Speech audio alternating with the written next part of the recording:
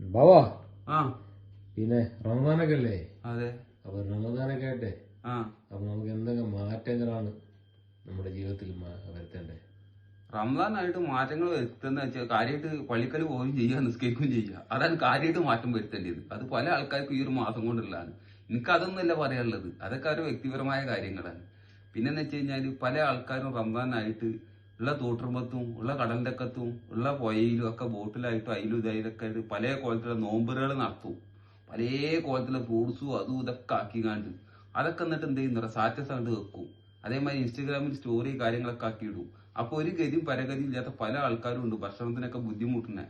ആ കുട്ടികളും കാണും, അവരെ പെണ്ണുങ്ങളും കാണും. ഈ പണി ഇല്ലാത്ത വാപ്പാനോട് പറയും, കണ്ടീതൊക്കെ ഇങ്ങനത്തെ ഭാഗ്യമൊന്നും ഞമ്മക്ക് ഇല്ല എന്ന് പറയും. അപ്പൊ അങ്ങനത്തെ ഒരു സംഭവങ്ങൾ സ്റ്റാറ്റസും സ്റ്റോറിയും ഭക്ഷണത്തിന്റെ അതും ഇതും ഇടാതിരിക്കുക. ബാക്കി നിങ്ങൾ എന്തും ഇട്ടോളി. പക്ഷെ എന്താ വെച്ചാൽ ഇല്ലാത്തവന്റെ വിഷമാണ് ചില നമ്മളൊക്കെ അഹങ്കാരം കൊണ്ട്